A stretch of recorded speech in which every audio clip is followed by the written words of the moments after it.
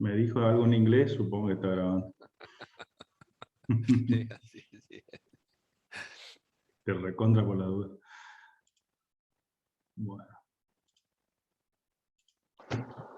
Bueno, ¿estamos viendo ahí la pantalla?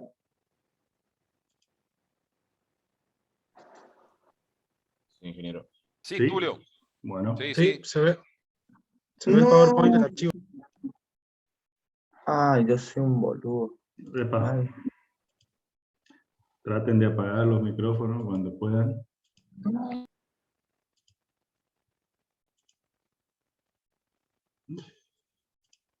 Bueno, ahí estamos.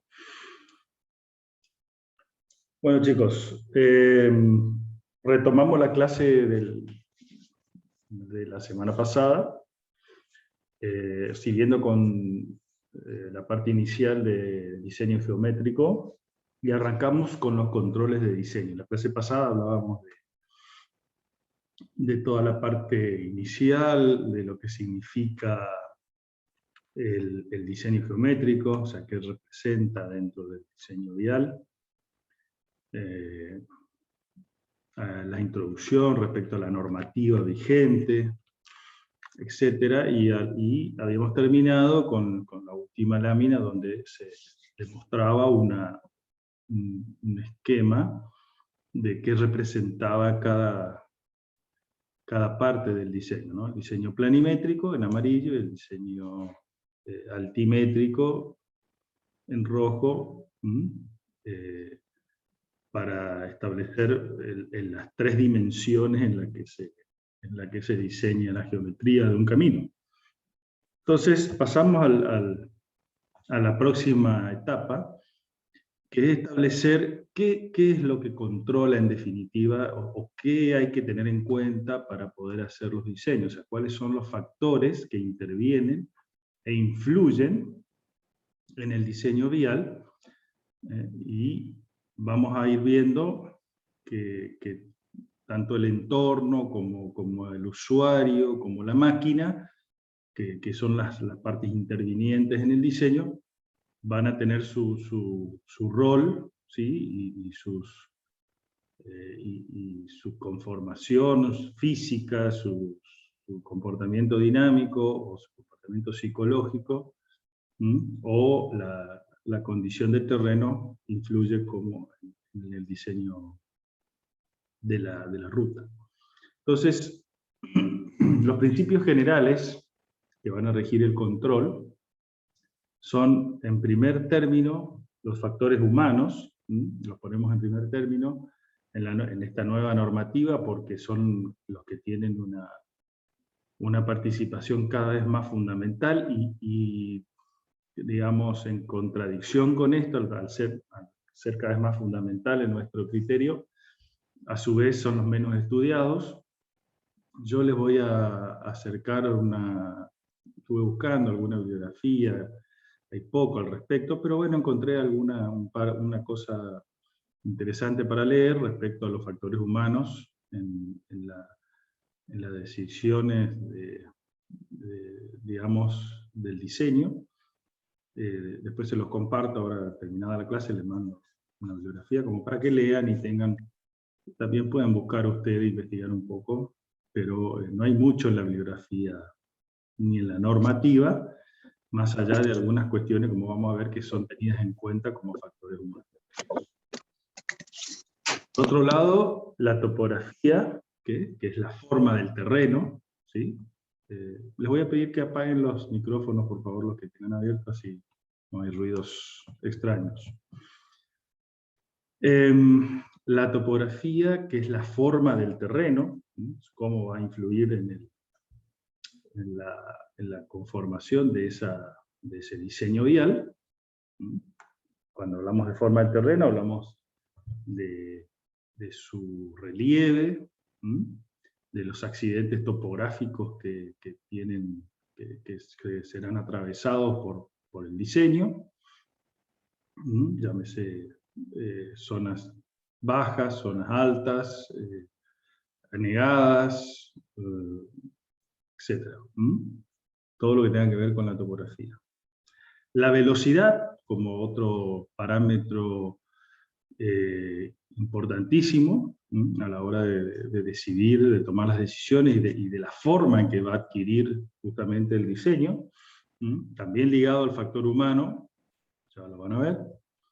El tránsito, o sea, los vehículos que van a conformar los usuarios, digamos, el tipo de vehículo que va a circular por esa ruta, tanto en tamaño, en forma, en uso y también en velocidades, digamos, de operación. El vehículo de diseño, ¿sí?, relacionado con el tránsito, o sea, qué tipo de vehículo, tamaño también, largo, ancho, alto. Los factores ambientales, como en todo tipo de obra de ingeniería, el factor ambiental está presente y es fundamental a la hora de las decisiones. Y las funciones que van a tener los caminos, o sea, qué tipo de uso se les va a dar, o qué tipo de uso se prevé en la etapa de diseño que se le va a dar, aunque a veces los usos previstos no son los usos reales después, por lo menos no el 100%, sino que los usuarios siempre son, podrá haber un grupo mayoritario de usuarios de un tipo, por ejemplo, un camino que sea para extraer un tipo de producción, forestal, minera, petrolera, agrícola en general, o industrial, de procesos de productos industrializados. Lo que sea, puede tener usos, por ejemplo, turísticos, o simplemente de conexión de un punto a otro, de personas que viven en zonas residenciales fuera de las ciudades y se trasladan hacia una ciudad de mayor tamaño a trabajar, que es bastante común hoy eso. Entonces son usos que tienen por ahí otra necesidad. Entonces la necesidad va a definir también la tipología del camino y las prestaciones que ese camino tiene que dar. Y la administración de accesos, que tiene que ver con cómo yo voy a controlar la accesibilidad al camino, a esa vía, desde los frentes, o sea, desde los frentistas, o desde otros caminos que aporten tránsito y vehículos a la vía que yo estoy diseñando. Entonces, las vías van a tener una jerarquía dentro de lo que es una red vial. Hay diferentes jerarquías, diferentes importancias que tienen que ver con todos estos factores, sobre todo el tema del tránsito, el volumen que va a tener de cantidades de vehículos circulantes y tipologías, y esos caminos aportan a otros caminos que por ahí son de mayor importancia. Entonces hay una escala, una jerarquía de caminos de diferente importancia y diferentes características que también tendrá que ser en cuenta a la hora del diseño. No es lo mismo diseñar una vía troncal principal que colecta un montón de tránsito de otras vías secundarias o terciarias. O diseñar una vía secundaria o una vía urbana. Si bien no es, nuestro curso está enfocado para el diseño estrictamente de caminos rurales de 2 trochas, o sea, es una definición precisa de la tipología. Dentro de esa tipología de caminos rurales de 2 trochas, indivisas, ahí puede haber caminos de mayor o menor importancia dentro de esa jerarquía macro. Hay otras jerarquías menores o tipos de caminos de 2 rurales de 2 trochas indivisos para mayor o menor cantidad de vehículos, para velocidades mayores o menores, etc. Entonces, la primera, digamos, división en el tipo de camino, de diseño que voy a hacer, tiene que ver con la definición del tránsito, o sea, lo que el tránsito va a definir a la hora de, en principio, hacer una jerarquización grande o macro de tipos de camino. Entonces, para tránsitos reducidos, el diseño vial estará influido más por la topografía, o sea, por la forma del terreno, que por otra cuestión, ¿sí? Quiere decir que cuando yo tengo poco tránsito, los caminos van a tener una cierta jerarquía, por lo tanto eso se traduce en un diseño determinado y en un costo del diseño determinado. Eso es lo que en definitiva es una de las cuestiones que me interesan como profesional para de que diseñe un camino, una obra civil de este tipo, decirle al cliente, bueno, mire, esto le va a salir tanto o más o menos cantidad de dinero en función del diseño que haga. Entonces, cuando el diseño es para tránsito reducido, controla la topografía, o sea, la forma del terreno me controla cómo va a ser la forma del camino. Ahora, cuando el tránsito es intenso, cambia la situación. Ya yo no puedo ajustar un camino a la topografía, a la forma del terreno, sin resignar, por ejemplo, velocidades de circulación. Entonces, para poder mejorar ese trazado, para poder acomodar un tránsito más intenso, entonces ya hay otras características que definen la forma de ese diseño, que va a ser la necesidad de los usuarios, por un lado, y las características del tránsito. Entonces vamos a empezar con los factores humanos, que va a ser el primer factor a considerar. Entonces, dentro de los factores humanos,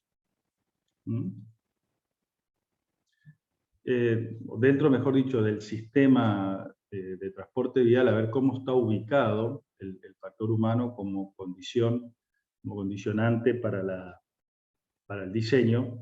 Vamos a ver un poquito este gráfico, que es interesante que lo entiendan conceptualmente, porque en definitiva resume bastante claramente qué pasa qué es el diseño de un camino, qué interviene en el diseño de un camino. Tenemos tres patas en el trípode del diseño. Por un lado, el factor humano, que es el principal para la nueva normativa, está siendo el principal factor, el vehículo y el camino, y la infraestructura. Entonces, tenemos estas tres patas, ¿sí?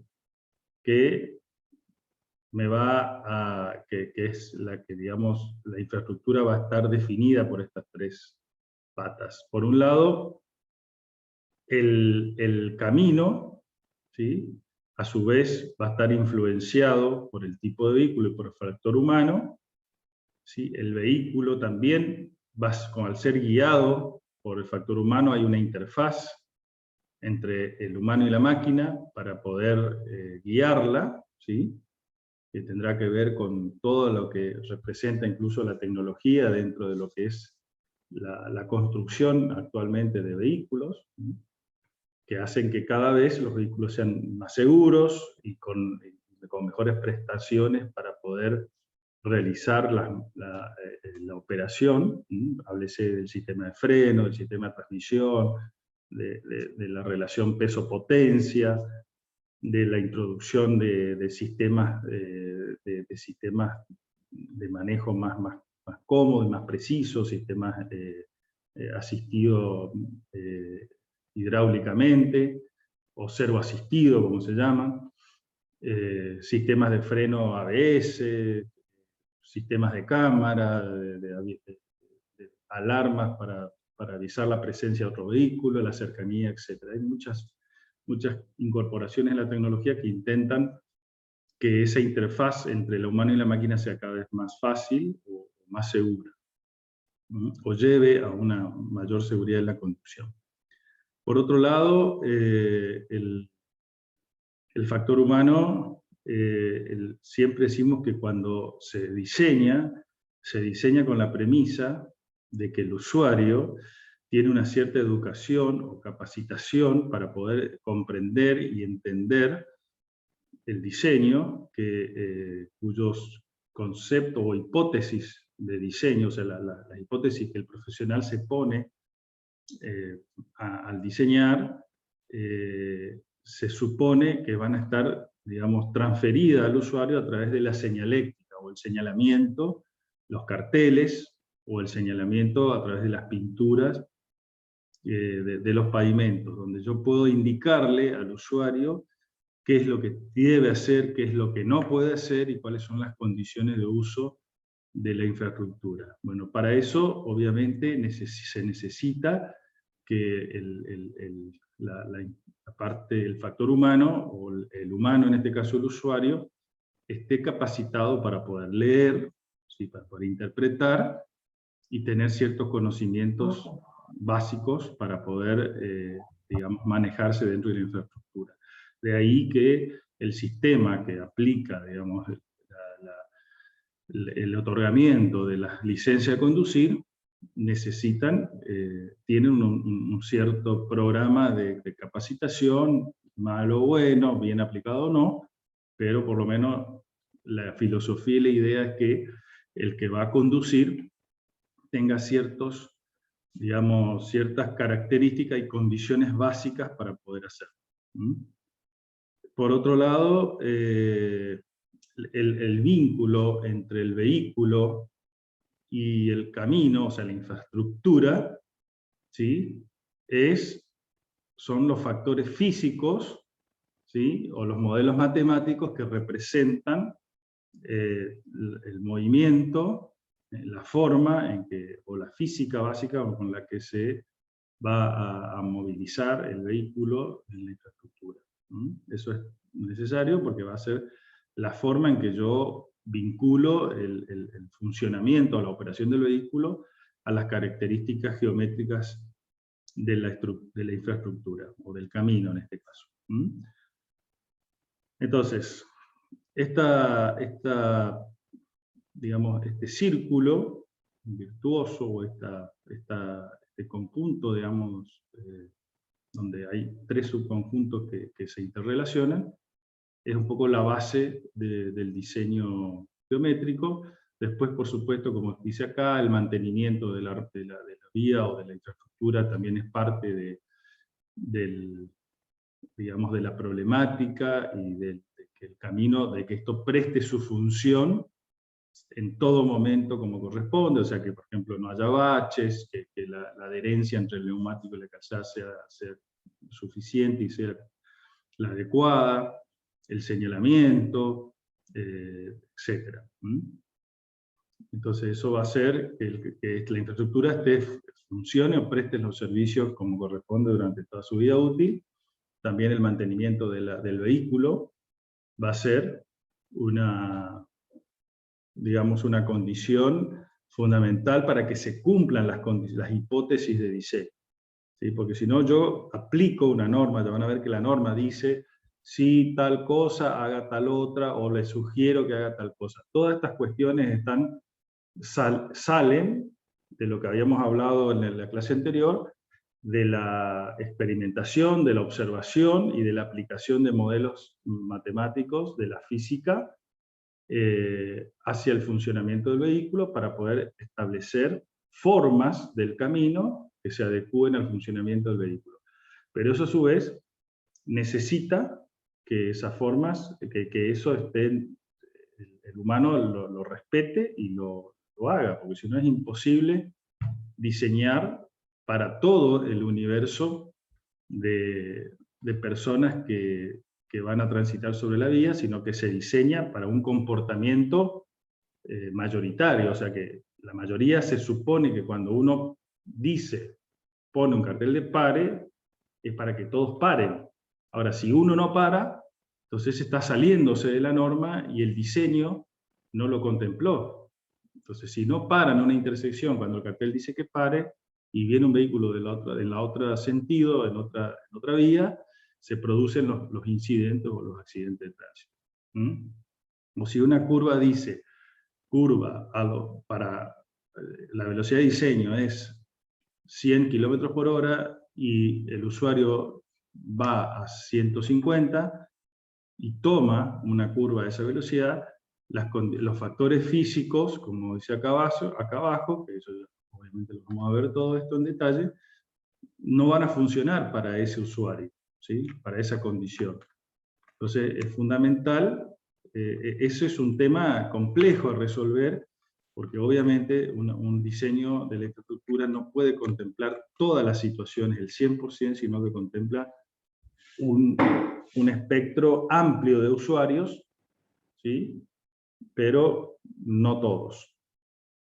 Ahora, cuando hablábamos de caminos indulgentes, o hablamos de caminos que tengan la posibilidad de que el usuario que no respeta o que no siguió la normativa, no castiga a tal punto de que ese accidente se produzca en forma grave, sino que tenga una opción de corregir la mala decisión. Bueno, cuando se habla de caminos indulgentes o caminos que digamos que den una oportunidad a un usuario que no ha respondido a la normativa, de eso se trata. O, lamentablemente todos los caminos que tenemos hoy, la gran mayoría todavía no tienen ese concepto en el diseño, primero porque son caminos antiguos, de vieja data, y adaptar la infraestructura a esas condiciones cuesta mucho dinero.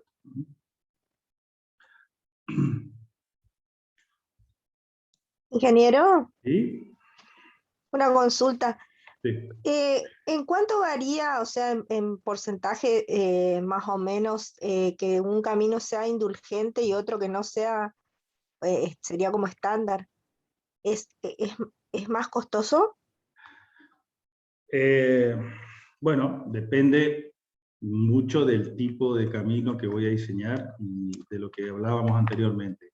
Si son caminos de primera categoría, segunda categoría, etc. Ya vamos a ver una tabla después, cuando se termine la parte geométrica, hay una tabla resumen donde se pueden ver las características de los tipos de camino en función de algunas condiciones de tránsito, etc. Pero obviamente cuando un camino tiende a ser más indulgente o tiende a ser más, digamos, menos, digamos que no sea tan agresivo hacia la conducción, hacia la mala conducción, claramente es más caro. Porcentaje yo no te podría decir porque depende mucho de muchos factores. La topografía no es lo mismo un camino en montaña, en una topografía de montaña, en una llanura. En una llanura es más simple conseguir que algunos factores sean indulgentes sin un mayor costo de la infraestructura. No es así la montaña. En el camino de montaña ya van a ver que los factores que influyen para poder cambiar de una categoría a otra, o sea, hacerlo cada vez de más jerarquía al camino, de mejor performance, los costos se multiplican exponencialmente porque, por ejemplo, el movimiento de roca, de suelo, o sea, todo lo que significa poder tallar, digamos así, diciéndolo en forma un poco, digamos, burda, el camino en la montaña, es cada vez más caro. ¿Por qué? Porque tengo que conseguir un diseño mucho más suave, con mucho menos conflictos, y eso implica de que se encarezca mucho. En general esa es la cuestión. Así que hablar de un porcentaje no se puede, pero porque cada caso es en forma particular, pero claramente lo que hay que entender es que por eso los caminos se categorizan sobre todo por volumen de tránsito. Cuando vos tenés una gran demanda de tránsito, vas a necesitar un camino de mejores prestaciones porque necesariamente la mayor demanda de tránsito va a generar mayores probabilidades de accidentes, mayores probabilidades de malas maniobras, etc. Entonces necesitas un camino de mejores condiciones. Claramente va a ser más caro.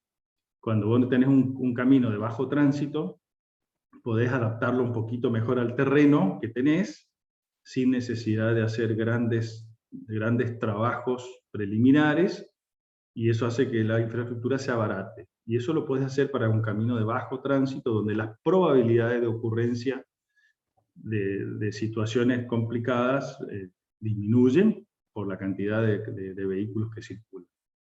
Básicamente esa es más o menos la idea. Gracias. Bien. Entonces, En el caso de los conductores, como habíamos dicho, el conocimiento del comportamiento humano y de sus capacidades y características es un elemento esencial en el diseño. ¿Qué quiere decir el conocimiento del comportamiento? O sea, saber cómo va a reaccionar ante determinadas situaciones o ante determinadas propuestas que le hace el proyectista al usuario.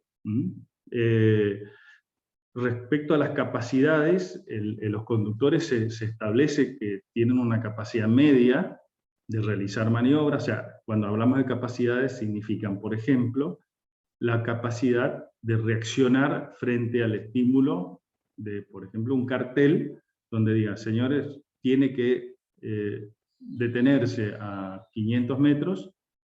Hay gente que va a reaccionar un poco antes, hay gente que va a reaccionar un poco después, o frente a la situación de tener que hacer una frenada de emergencia, ante una situación, hay un tiempo en que se va a demorar en hacerse esa maniobra, y las capacidades de cada ser humano varían, aunque en promedio hay comportamientos similares. Va a haber diferencias que tienen que ver, por ejemplo, con las edades, que tienen que ver con la experiencia previa que tenga el conductor, ¿sí?, en determinadas situaciones, o las capacidades naturales que tienen las personas a veces de hacer, algunos son más o menos habilidosos en hacer determinadas cosas.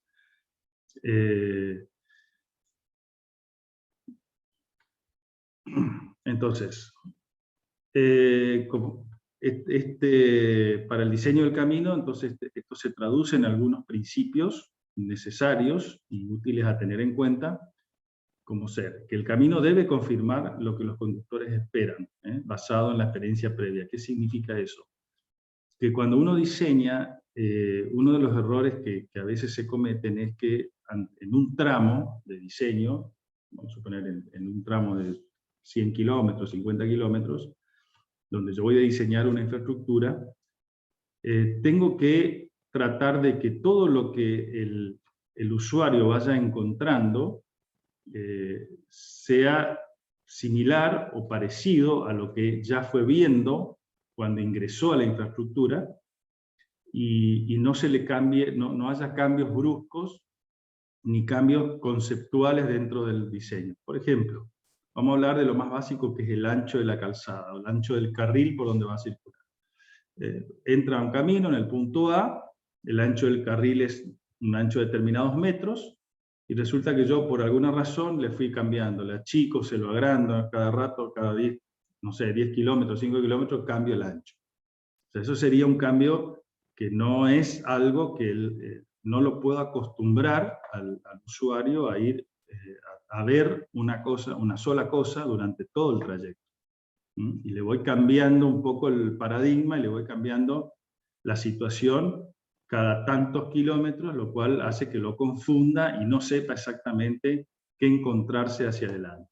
Entonces empieza a tomar decisiones erróneas o dubitativas, dudas frente a lo que va a hacer, porque no ve que todo es lo mismo, o que por lo menos todo lleva una misma idea. Otro tema, radios de curva, ¿sí? Radios muy cerrados, radios más abiertos, ya vamos a ver cuando veamos curvas, que eso también influye y puede influir mucho en las decisiones, en las correctas decisiones que el usuario tome. No es lo mismo decir, bueno, voy y encuentro una curva cerrada, que voy y después encuentro una curva abierta. Entonces resulta que nunca se acostumbra o nunca se puede, nunca puede poner en claro cuál es la idea del diseño, si es un diseño para una velocidad X o para otra velocidad. Entonces los cambios de velocidades, por ejemplo, es un factor básico en el comportamiento humano que hay que tratar de evitar, cambios bruscos de velocidad, un cambio de pasar de velocidades altas a muy bajas de golpe, sin transiciones adecuadas, sin espacios como para que haya un acostumbramiento y algo que le diga al usuario, ojo que aquí tiene que bajar la velocidad por tal o cual cosa. Entonces, de eso se trata ese principio básico que hay que respetar. Entonces, la segunda consigna más o menos habla de lo mismo. habla de las claves claras, quiere decir de que cuando yo veo determinadas, si las banquinas son de determinado ancho, tendré que tratar de mantener ese ancho, y si lo voy a cambiar, tiene que haber una razón, y se lo tengo que avisar con anticipación para que el usuario tome sus precauciones y su recaudo y tenga tiempo, a la velocidad que viene circulando, de tomar la decisión con tranquilidad y no tener que hacerlo de forma brusca, que es lo que generalmente generan los incidentes o accidentes de tránsito. Por otro lado, dentro del factor humano está la percepción y reacción. Los seres humanos, como dice ahí la consigna, solo pueden procesar una pequeña parte de los estímulos encontrados en el entorno del camino. Lo que se percibe es filtrado, seleccionado y condensado. O sea, el cerebro humano tiene un funcionamiento que hace que, obviamente yo no soy especialista ni cerca de comportamiento humano, pero tenemos que saber, por lo menos conceptualmente, que esto sucede en el cerebro. Que sucede que uno percibe la información incluso visual y procesa una parte. Incluso la otra, hay estudios que digamos, demuestran que uno con la vista no es que ve exactamente todo lo que está mirando, sino que parte de la luz que entra es lo que se está viendo, y otra parte, sobre todo fuera del campo visual o ya en los límites del campo visual, el cerebro compone, ¿sí?, los espacios en blanco que le va quedando porque no alcanzó a ver, no alcanzó a captar la luz completa del reflejo de algún objeto, y el cerebro, como tiene una memoria que hace que componga los diferentes, lo que falta, ¿sí?, con imágenes que ya las tiene pregrabadas, y eso hace que a veces uno crea ver determinadas cosas que en realidad no existen, pero que el cerebro las compuso porque le faltaban algunos píxeles en su imagen y las compuso de esa manera. Entonces, esas cuestiones son muy contundentes, o muy digamos, tienen mucho influencia en el diseño, sobre todo cuando las velocidades se van incrementando. Por eso cuando la velocidad es más alta, la velocidad del proceso del cerebro, que siempre es la misma, comienza a tener que suplantar muchas de estos faltantes, de esos píxeles faltantes, cada vez más rápido o en mayor cantidad, y hace que a altas velocidades los errores claramente son superiores que a bajas velocidades. Entonces, dentro de estos factores humanos, tenemos la percepción, o sea, lo que veo, lo que alcanzo a percibir con la vista, lo que identifico y proceso en el cerebro, qué es lo que estoy mirando y qué es lo que estoy viendo, ¿sí? Las emociones que inciden en la toma de decisión.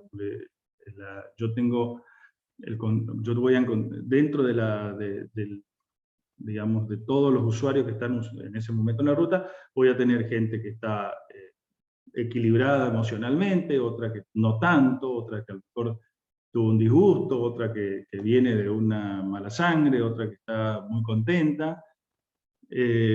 Y también acá tengo que poner, dentro de este punto 3 y 4, que están interrelacionados, mejor dicho, todo está interrelacionado, ¿sí? Desde el punto 1, percepción, hasta lo que reacciono, hay todos unos procesos en el medio, entre los cuales hoy tengo que incorporar el alcohol, las drogas, el celular, o alguna otra distracción que dentro de la cabina de conducción yo pueda tener, lamentablemente, que es lo que muchas veces, si bien yo no alcancé a percibir correctamente algo porque no lo estoy mirando, o porque lo estoy mirando de reojo, porque estoy mirando un celular, o porque, por ejemplo, si estoy bajo la influencia de alcohol o de drogas, puedo creer que estar mirando una cosa y es otra. O lo que sucede muchas veces, que sobre todo en el caso de estupefacientes o alcohol, las personas tienden a desinhibirse y a creer y a perder la conciencia de lo que es seguro e inseguro, y entonces se cometen muchísimos más errores que estando, digamos, sobrio. Por eso, obviamente, dentro de las leyes en todo el mundo, se plantea la cuestión de que si uno no puede estar manejando bajo efectos de alcohol ni efectos de estupefaciente. Parece una obviedad, pero bueno, pero dentro de lo que es el diseño de caminos, es una cuestión que tenemos que tener muy en cuenta.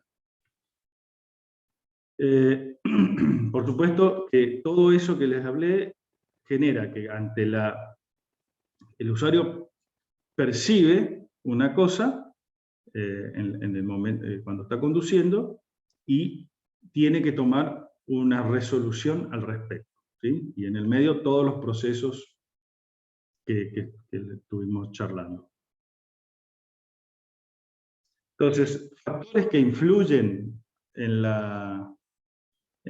todos estos 4 puntos: las ilusiones ópticas, o sea, lo que veo, y lo que es real y lo que no lo es; las condiciones de contraste y luz, o sea, muchas veces cuando manejo con el sol de frente es una cosa, cuando manejo con el sol de atrás o de costados es otra, cuando en determinadas horas del día la situación puede ser diferente de lo que percibo.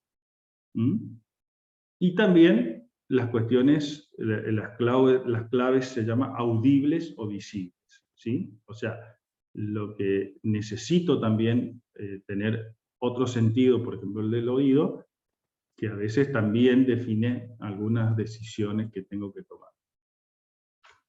Y también una cuestión que cada vez es más influyente, que es la edad, porque cada vez, digamos, en los albores de las normativas de diseño, los primeros tiempos de la existencia de los vehículos y de los caminos, en general las poblaciones eran más jóvenes las que eran los conductores, y esa población, o la gente, vivía menos, por lo tanto eran más jóvenes los usuarios, y hoy se está viendo que al crecer,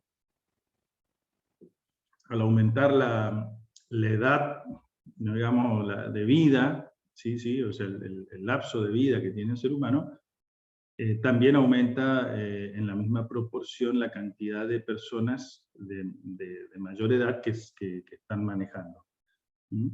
Y eso hace, por supuesto,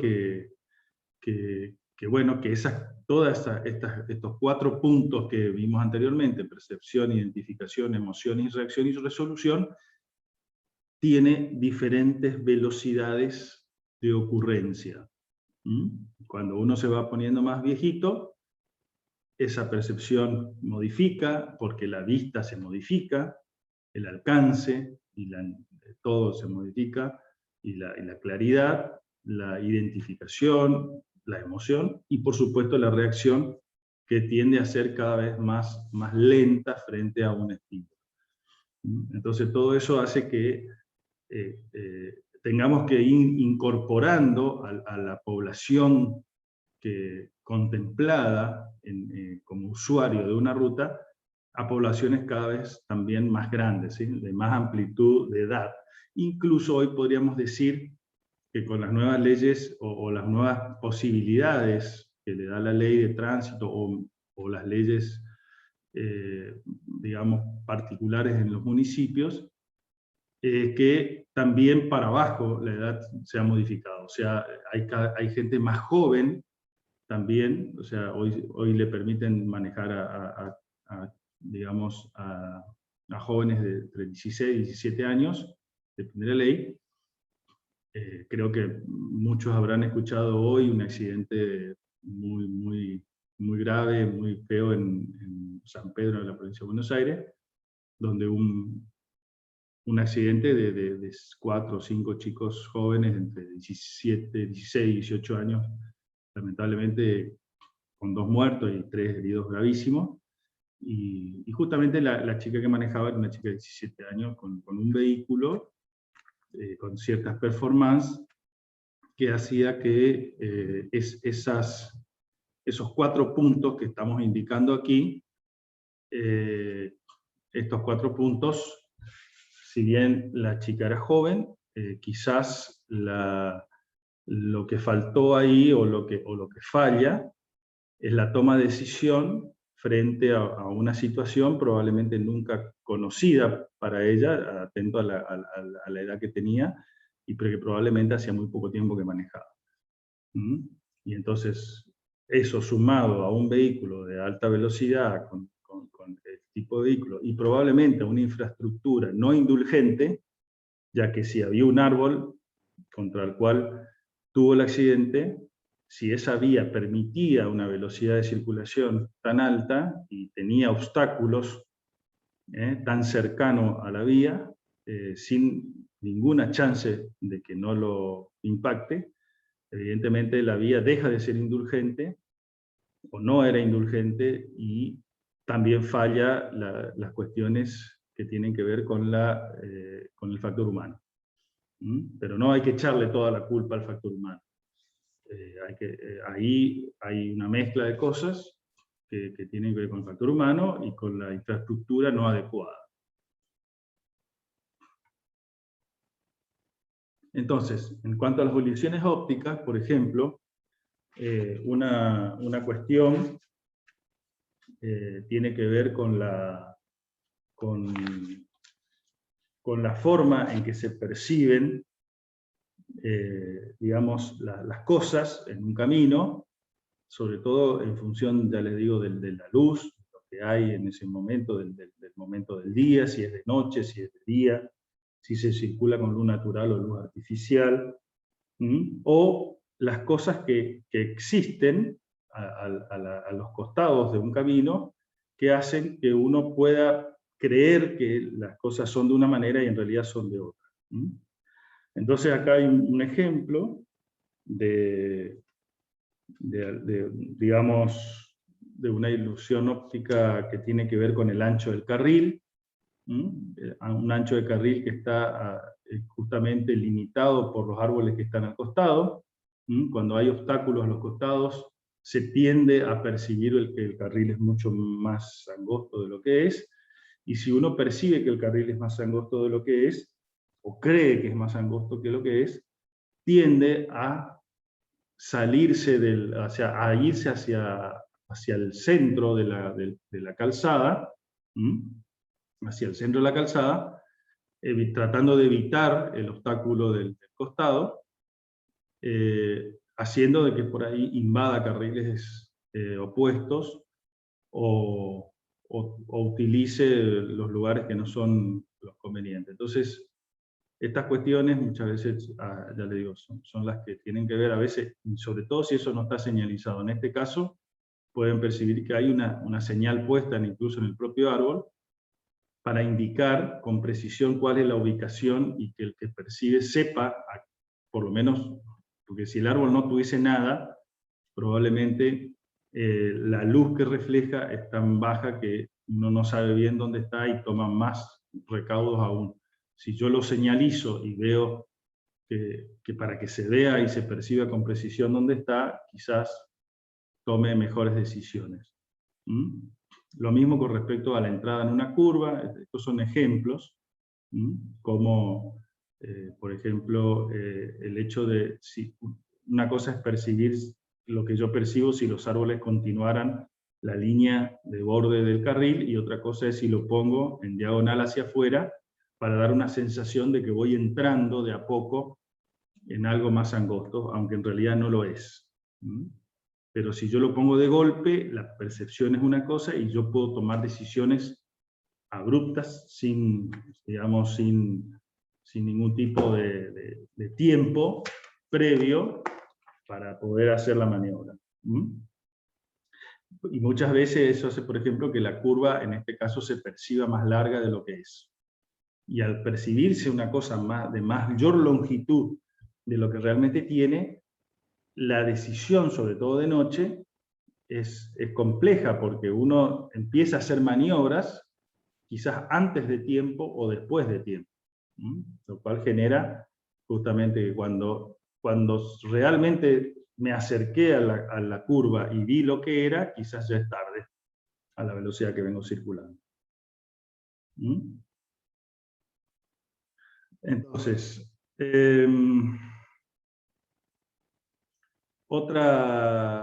hay otras situaciones que la norma indica cuáles son, que se podría dar, por ejemplo, cuando se combina una curva, lo que se denomina una curva horizontal, que es la curva que se da en el plano horizontal, con una curva vertical, que es la que se da cuando estoy bajando y subiendo una pendiente, como se ve aquí.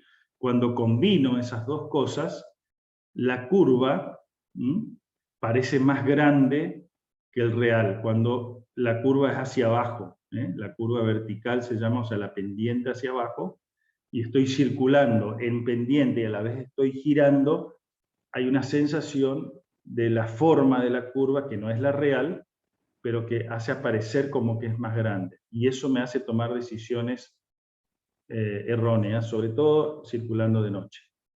Y en el caso de una curva horizontal, como se ve acá, con una curva vertical hacia arriba, subiendo la pendiente, puedo ver, se puede, digamos, pensar en que parece más chico que el real.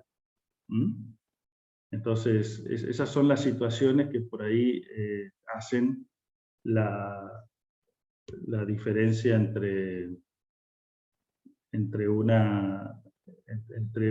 digamos, la de percepción en función de la...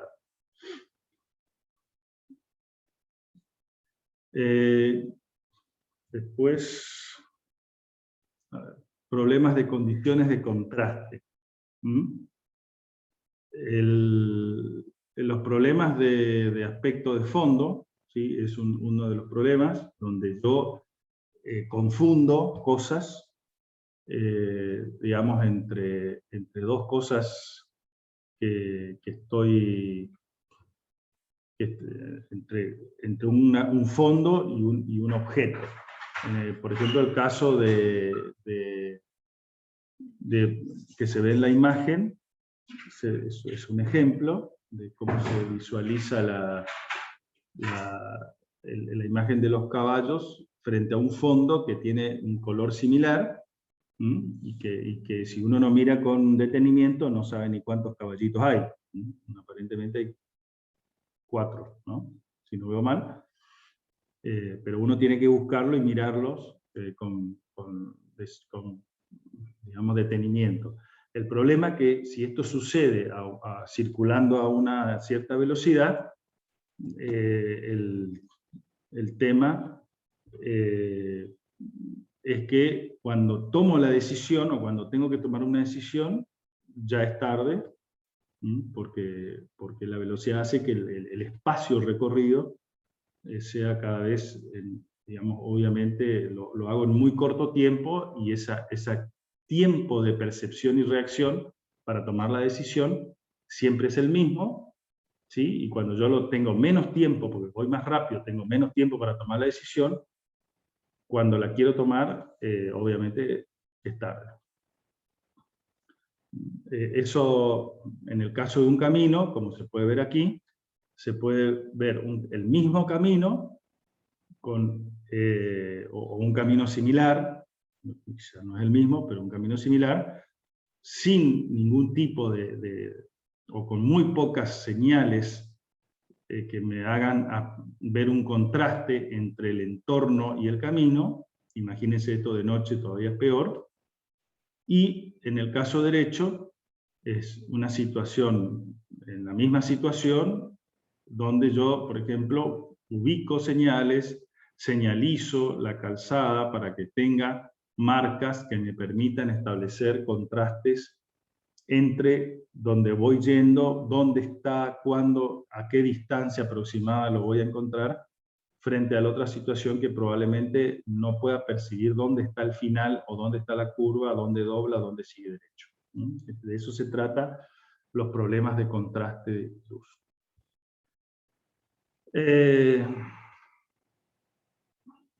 La cuestión de, por ejemplo, en el caso de la señaléctica o la cartelería, trabaja mucho con esta situación de los contrastes, se basa en eso para poder establecer los colores de fondo, los colores de las letras.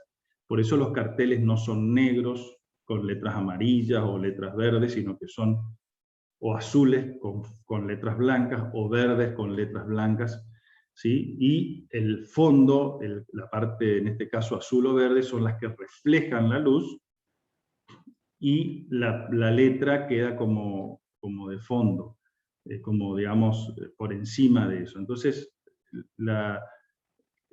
toda la señaléctica, tanto la pintura de la ruta como la cartelería, están muy apoyadas en este tipo de problemas, ¿no? De luz, de contrastes, etc. Las claves audibles o visibles que habíamos mencionado tienen que ver con con marcas físicas que tienen sobre todo los pavimentos, donde por ejemplo, en este caso, los ejemplos, donde se hacen muescas o se hacen relieves, ¿sí? En el sistema de señalamiento, o relieves en el propio pavimento, donde al pisar el neumático genera un ruido que hace o una vibración, que hace que el usuario, al percibirlo o al sentirla, sepa que está, por ejemplo, en este caso, en el borde del carril, ¿sí? O se salió del borde del carril, o en el centro, pisando el centro del carril, y hace que, por ejemplo, si va un poco adormecido o va distraído, permite, o por ejemplo, un día de lluvia o de niebla, que no puede percibir exactamente dónde está circulando, pueda establecer a través de esas claves audibles dónde está, y darle una idea de dónde está. O sea, se hace poco, lamentablemente, en los caminos, pero que son muy útiles para complementar, digamos, la operación de un.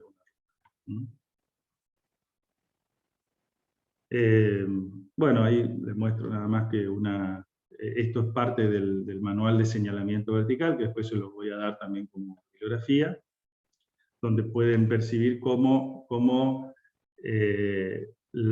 se define, ¿sí? Las distintas claves audibles, ya sea con pintura.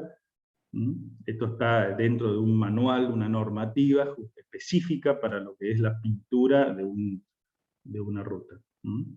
Acá define los tipos de materiales, el espesor, los anchos de la pintura, las distancias a las que se hacen estas marcas, para poder establecer, para que en principio se hagan siempre de la misma manera, y acá da un poco la idea de cuándo hacerla. Por ejemplo, en carreteras de 2 carriles, indivisas, sin banquina pavimentada, cómo tiene que ser la textura del borde, cómo es la textura del eje, ¿sí? O de carriles, en el caso de la división de carriles. Vibrante, dice para lluvia, quiere decir que tengo que hacer esto, sobre todo en zonas que son muy lluviosas, por ejemplo, en la zona de Misiones, o la zona, no sé, de Salta, son unos lugares donde la lluvia es muy frecuente, y a veces genera que la operación de un camino necesite algunas de estas cosas para poder mejorar el uso. Y justamente ser parte de esa indulgencia con la que hablábamos al principio. O sea, son cosas que se hacen para que el camino dé una oportunidad al usuario de corregir malas trayectorias o errores de conducción. La edad. La edad es un factor fundamental hoy por la cantidad de personas mayores que conducen y cada vez con más edad. Entonces hay que ampliar ese espectro de posibilidades, ¿sí? de percepción y reacción. Entonces, la gente de mayor edad tiene tiempos de percepción más largos, capacidades psicomotoras reducidas, capacidades visuales reducidas con problemas en acuidad visiva, campo de visión lateral más reducido, sensibilidad al contraste, ¿sí? Susceptibilidad a la ceguera, percepción de objetos en movimiento. Bueno, esto, que por ahí parece un poco cruel decirlo, pero es la realidad, hay mucha gente que maneja en estas condiciones.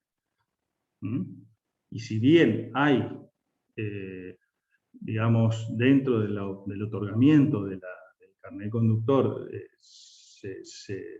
uno le hacen un examen visual, eso no hace que realmente el problema desaparezca. O sea, no es que la gente, toda la gente que está manejando realmente esté en condiciones, por diferentes situaciones, ya sea por la laxitud de los exámenes, de la laxitud del otorgamiento, de la forma en que se otorgan los carnets, o ya sea porque una persona tiene que renovar su carnet de un año a otro y en el medio puede tener todos estos problemas.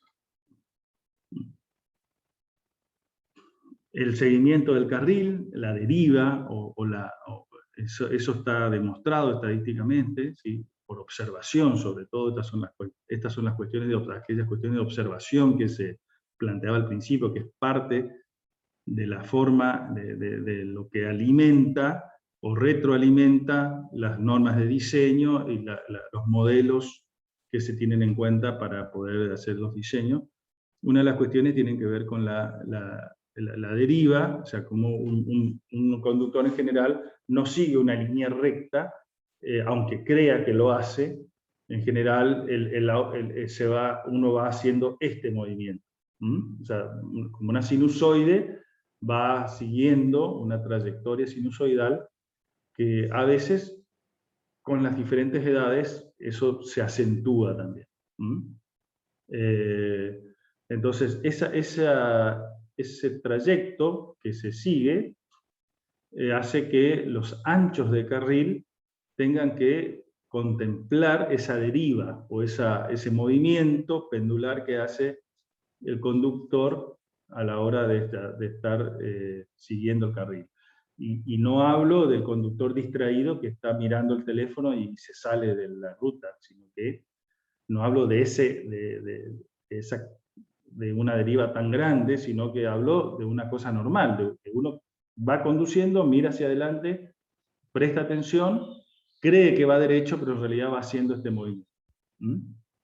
Entonces eso también es parte de lo que la norma tiene que contemplar.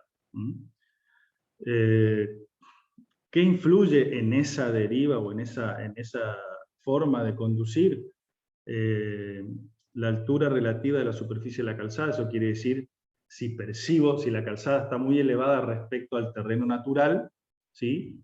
Eso hace que el conductor tome ciertos recaudos, se corra hacia adentro, perdón, del carril, por temor a la parte externa. La calidad de las líneas de orientación, primero si existen o no existen. La pintura puede no existir, en muchos casos en nuestras rutas no existe, o están ya muy deterioradas, que hace que no se vean un poco, sobre todo en condiciones climáticas complejas.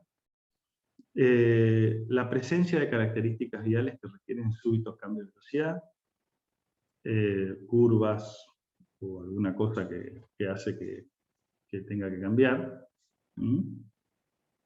Y, por ejemplo, acá está indicado en algo muy decorativo, pero que está en la norma sí, una cosa es un camino que tiene pobres límites, digamos, ¿sí? O sea, está limitado pobremente por el señalamiento o las estructuras aledañas, y un camino que tiene mejor definida las trayectorias de circulación a través del señalamiento o de los elementos de encauzamiento lateral.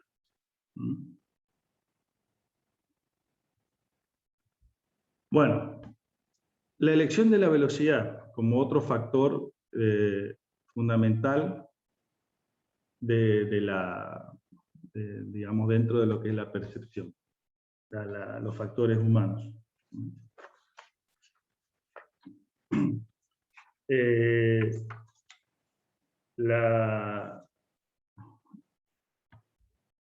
La cuestión de la elección de la velocidad tiene que ver en principio con la condición del camino. O sea, el usuario, cuando percibe determinadas características geométricas del camino, de forma, elige la velocidad de circulación en la que se siente seguro. Eso es el estándar, es la mayoría. Después hay temerarios para un lado y para otro. El temerario y el temeroso. El temerario que hace que la velocidad que elige es muy superior a la velocidad diseñada o prevista. Y después está el temeroso, que es el que elige una velocidad muy baja respecto a la velocidad que debería circular. Ambos pueden ser igualmente peligrosos dentro de un camino. Entonces, ¿de qué depende esa elección de velocidad? Bueno, del alineamiento, o sea, de la forma en la línea, si es más curva, si es más recta, ¿sí? En los anchos de carriles, eso es muy determinante, ¿sí? Cuando se ve que es muy generoso el carril, tiende a aumentar la velocidad porque se siente más cómodo y más seguro yendo en ese carril, ¿no? Sin obstrucciones laterales.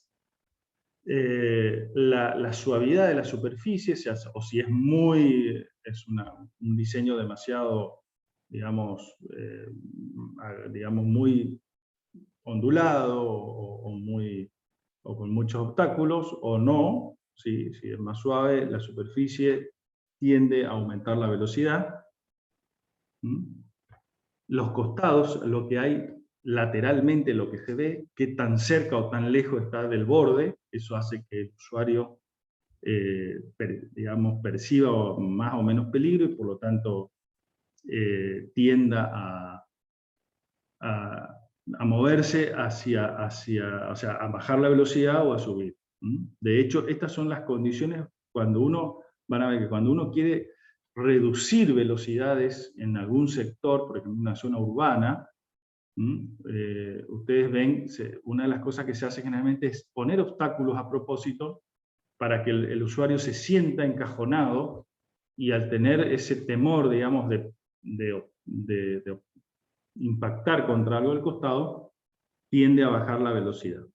Eso se hace artificialmente cuando uno quiere hacerlo. Después hay condiciones que uno no las diseñó, pero que se van produciendo de esa manera, que hace que se baje la velocidad, que haga bajar la velocidad al usuario. Por ejemplo, árboles que crecieron y no se sacaron oportunamente muy cerca de la calzada, construcciones fijas que la gente hace cerca de las calzadas, invasiones de los sectores donde circula el camino, se invade cada vez más cerca de la calzada, y entonces uno tiende a bajar la velocidad por temor a encontrarse con algún obstáculo imprevistamente. Si la calzada está muy ondulada, está muy deformada, o tiene muchos baches, por ejemplo, hace que uno baje la velocidad porque se siente inseguro circulando en esas condiciones. La posibilidad de conflictos en el tránsito, ¿sí? Cuando baja la posibilidad de conflictos en el tránsito, o sea, no encontrarse con autos de delante, de frente o a los costados, hace que cuando menos obstáculos, menos densidad de tránsito haya en una vía o en una ruta, se aumente la velocidad, tiende a aumentarse la velocidad de circulación. El contraste también disminuye, si disminuye el contraste, también cambia la capacidad de estimar la velocidad. La distancia focal, ¿sí? Es importante. Las distancias focales aumentan con la velocidad. El foco es una cuestión de óptica esto. Ahora vamos a ver unos gráficos. Dice, para las velocidades bajas los caminos deben diseñarse para evitar distancias focales largas, y cuando mayor es la velocidad, más angosto es el campo visual. Acá se puede ver una gráfica donde a diferentes velocidades, ¿sí?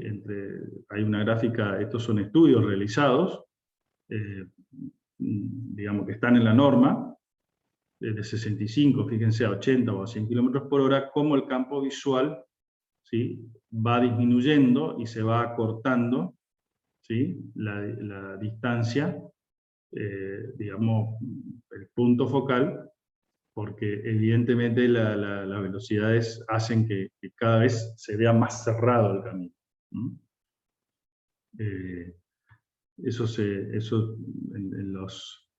yo creo que actualmente en las carreras de Fórmula 1, cuando pasan la cámara del piloto, que está detrás del piloto y que enfoca hacia adelante, se puede ver cómo la velocidad que van, cómo percibe aproximadamente, porque no es lo mismo la cámara que el ojo, pero cómo se percibe que cuando a mayor velocidad va, como que parece que el camino tiende a estrecharse. Entonces, estas gráficas son muy útiles para entender cómo la distancia focal cambia, y cómo la velocidad es tan importante, y la elección de la velocidad es tan importante a la hora del diseño de un camino. Porque estas cuestiones, cuando uno diseña a mayor velocidad, tiene que entender que el campo visual se achica, ¿sí? Y entonces la percepción y el tiempo de reacción también se achican. O sea, los tiempos necesarios para percibir y reaccionar también se achican. Perdón. Bueno,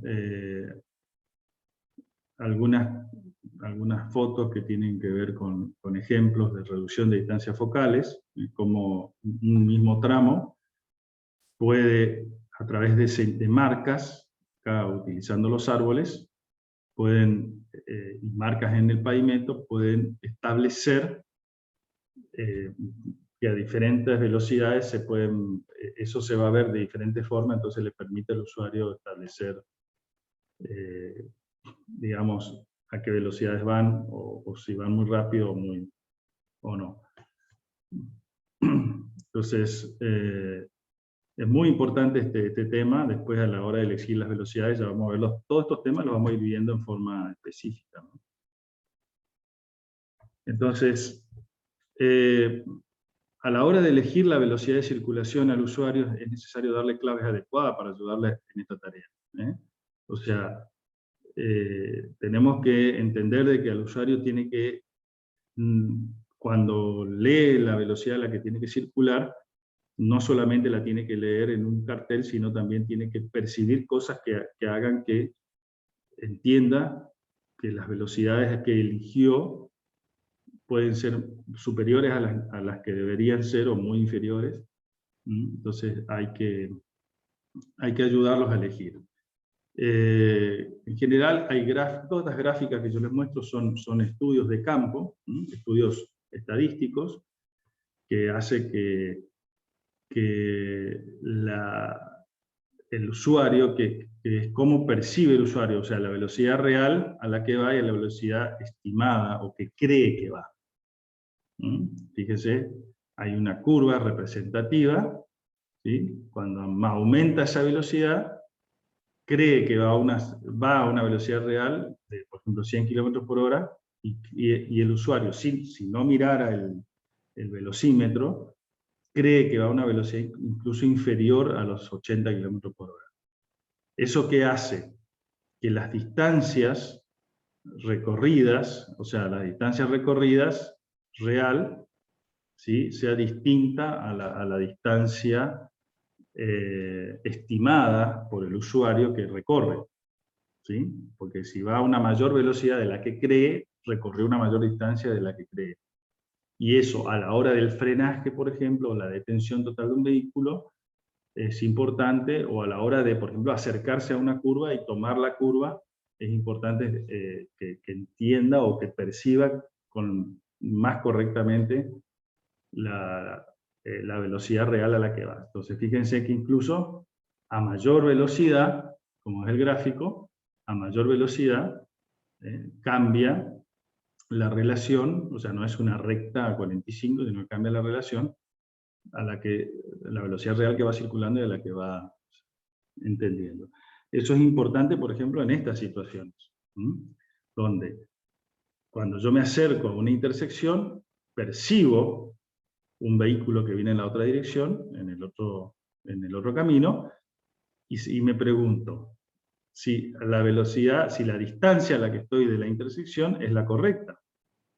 Porque en realidad yo voy a estar creyendo, de acuerdo a la velocidad con que venga, voy a estar creyendo que estoy a una cierta distancia, pero en realidad estoy a otra. Entonces, a la hora de establecer, si yo tengo que detenerme totalmente en este punto, tengo que saber con bastante precisión, o por lo menos entender, ¿sí?, que estoy a una cierta distancia que me permite frenar. Si no, a veces empiezo la acción de frenar mucho después de la que necesito, y la distancia de frenado, o sea, cuánto necesito, qué distancia necesito para parar totalmente el vehículo, es engañosa, o sea, me engaño, o sea, yo creo que estoy a la distancia adecuada y cuando empiezo a apretar el freno, me paso, y no llego. Entonces, hay que poner señales. Acá, como dice acá, la prioridad se clarificó mediante la instalación de señales y la reducción del ancho de camino secundario. Entonces, hace que, por ejemplo, uno le dé señales al usuario que está llegando al punto donde tiene que hacer la acción de frenado y tiene que frenar.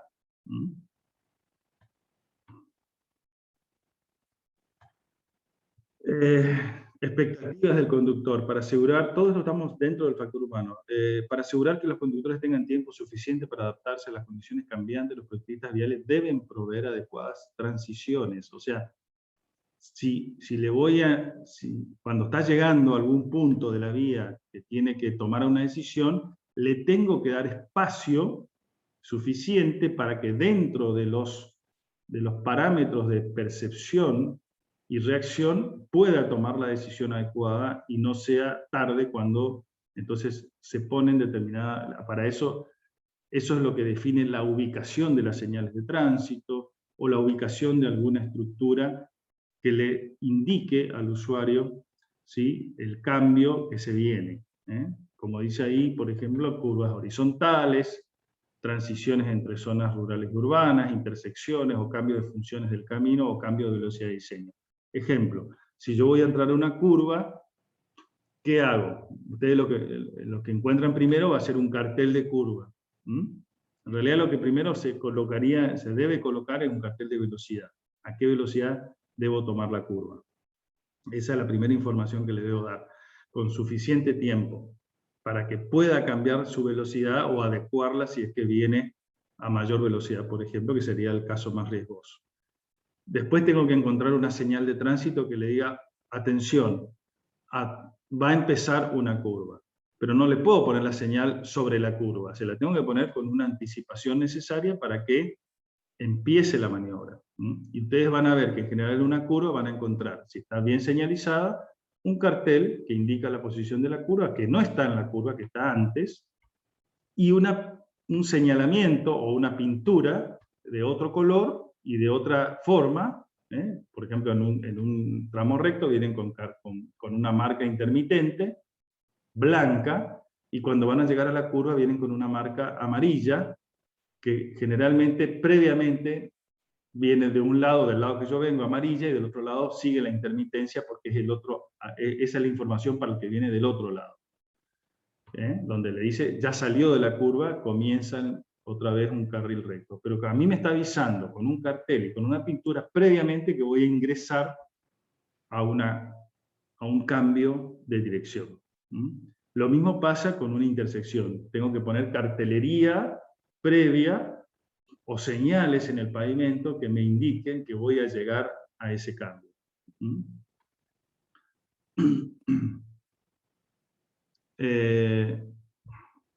bueno, acá hay algunos ejemplos, algunas fotos indicativas. Por ejemplo, este es un caso donde hay una intersección aquí que continúa. Esto es muy común acá en el Chaco y en Corrientes, en todos lados, de que los caminos antes, los pueblos salían directamente. Este era el camino antiguo, el camino, la ruta cuando se construye se desvía el pueblo, entonces comienza una curva para desviar el pueblo y pasarlo por afuera, y los viejos caminos de acceso quedan enganchados con las zonas en las curvas. Esto es bastante común verlo. Qué sé yo, el que es de Tres Isletas lo va a ver que en la entrada de Tres Isletas es así. El que es, no sé, de Quimilí, Santiago del Estero, va a ver que es así. Hay muchos lugares. Y eso hace que sea que el que viene por el camino crea que sigue derecho. Fíjese que acá hay una apertura en la arboleda, que si yo vengo de noche, y si encima esto no está muy bien señalizado, puedo percibir erróneamente que esto sigue derecho. Y cometer un error gravísimo ahí en la conducción. Entonces, lo que se hace es, se cierra ese camino y se coloca algo que permita establecer barreras físicas o señales, como se ven acá, para poder indicar que ahí doblo, que no tengo otra opción que doblar.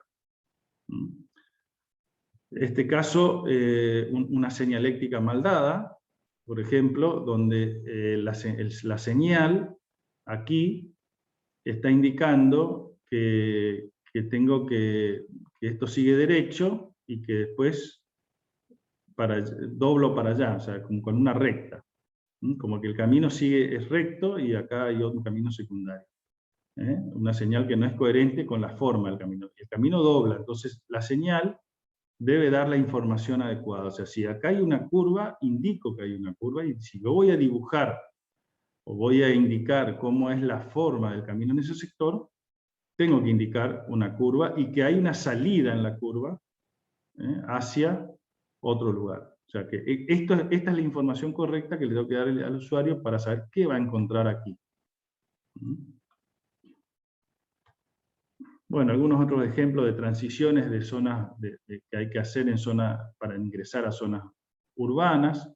Yo vengo de una ruta, por ejemplo, y para ingresar a una zona urbana o una zona donde hay otro camino, o por ejemplo en este caso una parada, pongo algunas señales y algunas estructuras que me hagan entender esa situación, que me permitan tomar la decisión adecuada y no pasar de largo acá a la misma velocidad que venía, sino ir acomodando mi velocidad a la situación.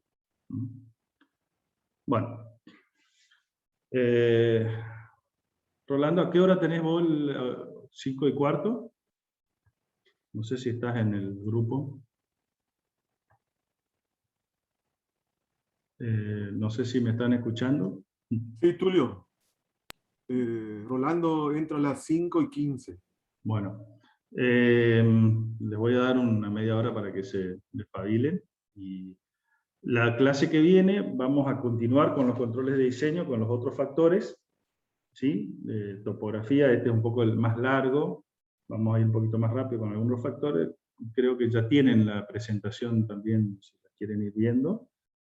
Que es toda la introducción, que es un poquito lo más extenso, que lo vamos a dar en 1 o 2 clases más, y después de ahí entramos de lleno en todo lo que es el diseño geométrico propiamente dicho, ya el diseño, el cálculo de las diferentes partes de un camino. Así que hasta acá llegamos hoy. No sé si alguno tiene alguna consulta, alguna pregunta que hacer. Te escucho.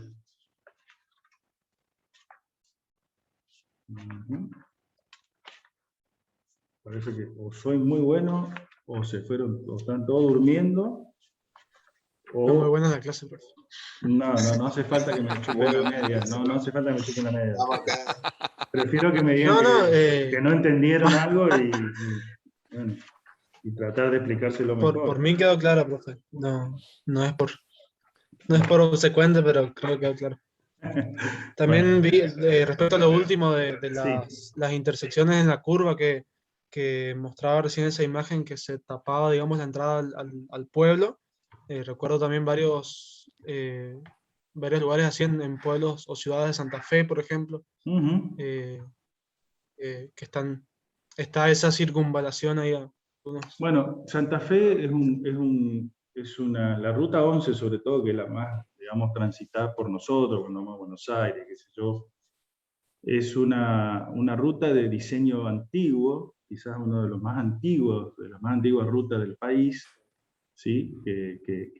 O sea, ustedes sabrán digamos, en general, por conocimiento general, que la red vial del país, o por mirarla, simplemente en un mapa, es como una especie de telaraña que tiene su epicentro en Buenos Aires y de ahí salen toda la red vial hacia el resto hacia otras partes del país.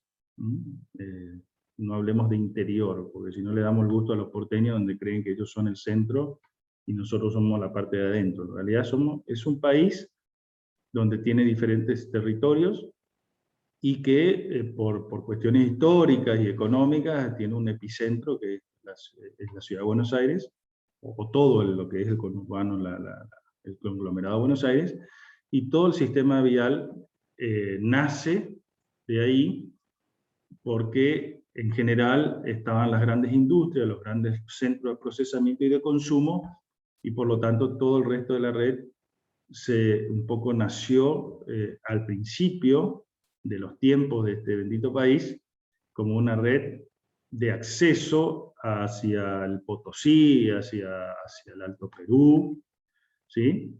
Por eso las principales rutas, las rutas más viejas son la Ruta 9, la Ruta 34,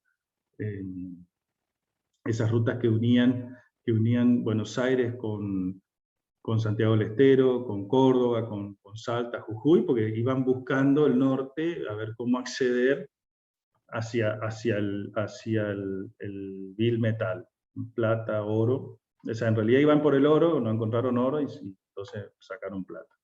Pero bueno, sacaban lo que podían en realidad. Y después eso deriva en una red, ya una vez que el país se conforma, deriva en una red donde ya tiene por ahí otra función, la conectividad para empezar a transportar las personas y algunos primeros bienes. Y después, cuando el país ya se industrializa, en el finales del siglo XIX, principio del siglo XX, se traza la red ya más conocida actualmente, pero que en muchos casos están superpuestas con esos primeros caminos, los caminos que unían originalmente las poblaciones más antiguas del país. Y la Ruta 11 empieza uniendo primero la ciudad de Rosario, después la ciudad de Santa Fe, y así va hacia el norte, hacia Reconquista, etcétera, hasta llegar a Resistencia, que ya era, nuestro territorio provincial recién se crea en el año 50 y pico, y accede hacia Formosa y Paraguay, ¿no? Se extiende hacia el norte. Pero el tramo a Santa Fe, a Rosario, esa zona es la más antigua, y por lo tanto los trazados son muy básicos, con curvas muy complejas y entradas a los pueblos, y ese concepto de que había que superar el pueblo con una curva contra curva. Entonces ustedes van a ver en los pueblos de Santa Fe, todos esos pueblitos que hay desde prácticamente el límite con Santa Fe hasta llegar a la ciudad de Santa Fe, con ese trazado tan horrible que ha generado tantos accidentes y tantos problemas, ¿no?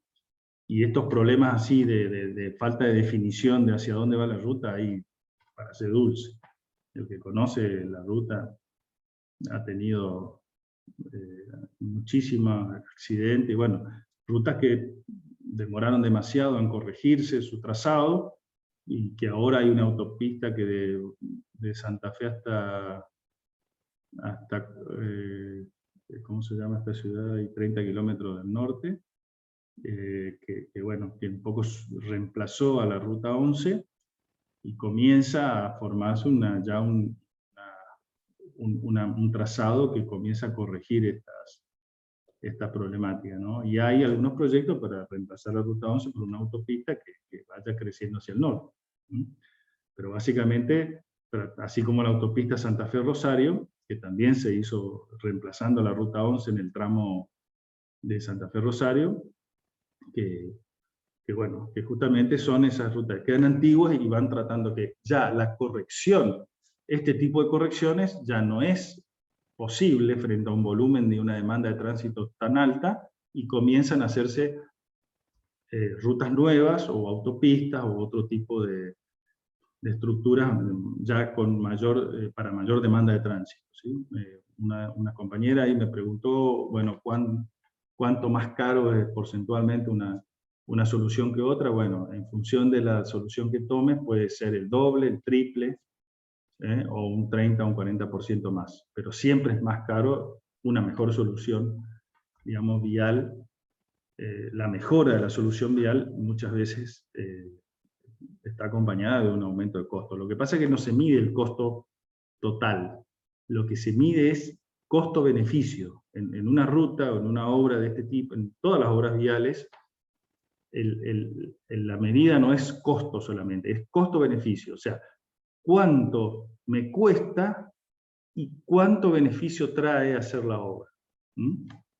Es un tema largo que se llaman estudios técnico-económicos, pero en el transcurso del curso vamos a ir dando algunas pautas y digamos, vamos a hablar de estos temas, si bien no nos vamos a meter en forma tan profunda, porque es toda una especialidad, pero sí vamos a hablar permanentemente de la cuestión de las cuestiones técnico-económicas, ¿sí? O sea, no solo hay que buscar,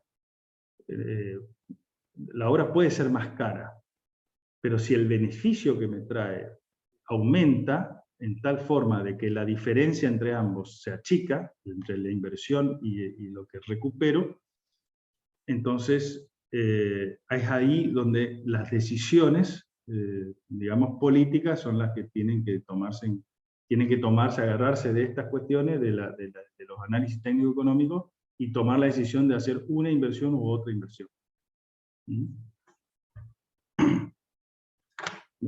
No sé si alguno más tiene alguna otra consulta o aclaración.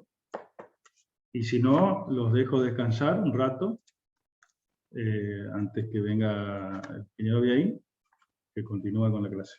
Y nos vemos la clase que viene. Les voy a mandar ahora un